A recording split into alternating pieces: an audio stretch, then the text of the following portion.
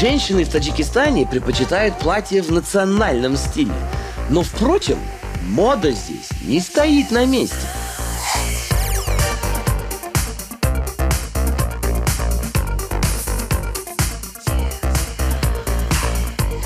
Эти прекрасные девушки представляют таджикскую моду на мировых подиумах.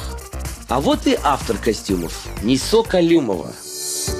Этот костюм у нас идет как праздничный в европейском стиле.